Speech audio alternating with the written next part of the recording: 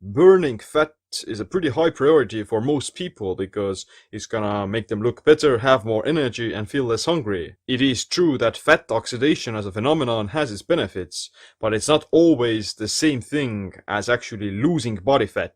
Fasting and exercise, they can make you burn fat in the mitochondria for energy, but it doesn't necessarily mean that you're gonna end up losing body fat. Disappointed! Fasting is just going to create an environment of higher fat oxidation, and that's going to make it easier for you to actually lose body fat. In this video, I'm gonna give you 6 ways to burn more fat while fasting. Number 1. Drink coffee or teas. Coffee or caffeinated teas have a thermic effect on your metabolism that can improve fat oxidation as well as fat loss. Here are a few examples. Caffeine blocks a neurotransmitter called adenosine, which inhibits fatigue and makes you feel more energized. Coffee can increase exercise performance by up to 11 to 12%. Caffeine promotes lipolysis, the conversion of fatty acids into energy, and activates sweat gland density during physical activity. Increased fat burning is more pronounced in lean people. A study found that caffeine increased lipid oxidation in lean women by 29% and by 10% in overweight women. Coffee can raise resting metabolic rate by 3 to 11%, which will make you burn more calories. Drinking coffee can improve glucose metabolism and help with type 2 diabetes. Reduced insulin resistance enhances nutrient partitioning, and your body will be better able to digest carbohydrates. The problem with coffee and all other caffeinated beverages is that your body's gonna adapt to it after a while, and it's going to burn less calories. That's why it's a good idea to cycle on and off of it every once in a while to reset your body's sensitivity to caffeine. Number 2. Move around. Going on a diet and eating fewer calories leads to metabolic adaptation, which reduces the amount of calories your body burns. Part of it has to do with you carrying less body weight, but it's also due to decreased spontaneous non-exercise activity thermogenesis called NEAT. If you're restricting calories, your NEAT tends to automatically drop because you have less energy and you start to compensate for it by moving less.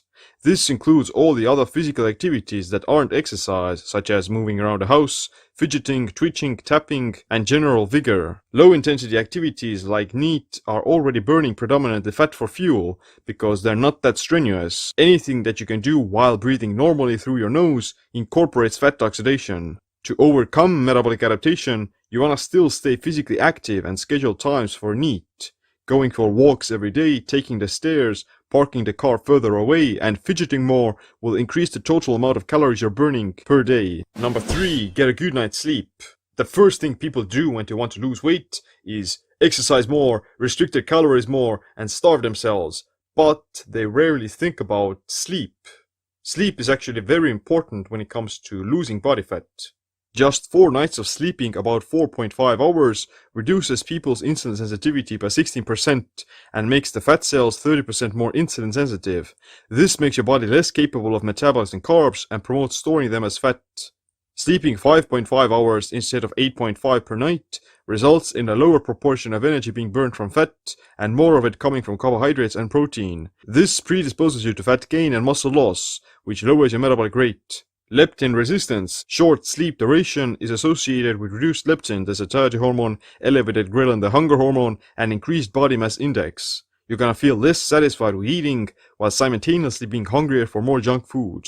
One study on 12 men found that if they slept only 4 hours a night, they ate on average 559 more calories the following day, compared to sleeping 8 hours. If you want your body to work optimally in a state of higher fat burning, then you should definitely prioritize your sleep. When it comes to fasting, then eating too late or too close to bedtime can lead to fat loss plateaus because your body is more readily available to store that food as fat because you're gonna go to sleep and you're not gonna use those calories. Let me sleep for the love of God! Number 4. Apple cider vinegar. Apple cider vinegar contains acetic acid, which is a short-chain fatty acid that converts into acetate. This compound can promote fat oxidation and fat loss in a few ways. Acetic acid activates an enzyme AMPK, which promotes ketosis, fat mobilization, and lowers triglycerides in the blood.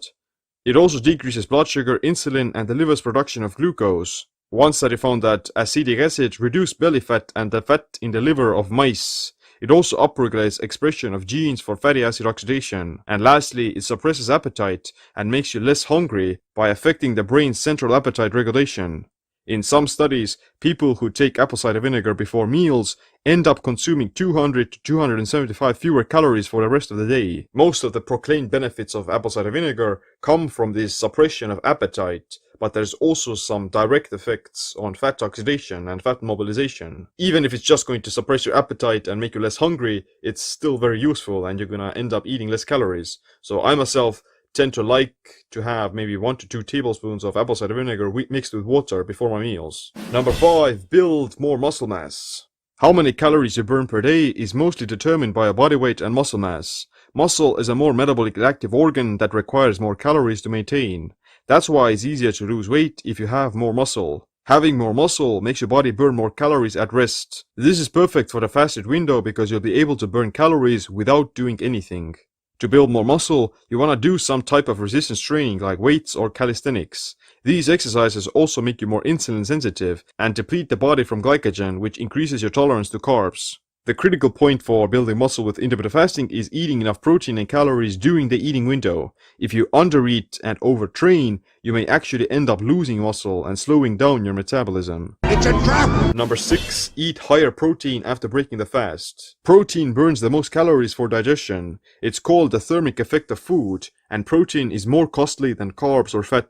Protein has a thermic effect of 15 to 25%, carbs 7 to 10%, and fat 2 to 5%. Higher protein diets tend to be more inducive of fat loss and improved body composition because they make you waste more calories on digestion as well as fill you up much faster. Increased protein intake also promotes muscle growth, thus raising your metabolic rate. After breaking your fast, you would want to consume something that is easy to digest and has protein, so your body could absorb it and shift from the catabolic state of fasting into the anabolic state of eating and build muscle, because if you stay in the catabolic state even after breaking the fast, then you're not going to build muscle and you may end up actually losing it. That's why I like to break my fasts with fast absorbing proteins like eggs or fish, and the last meal is going to be something more that is slower to digest, like meat, because that's going to ensure that you have enough amino acids and protein in your system while you're fasting, and that's going to prevent the muscle catabolism.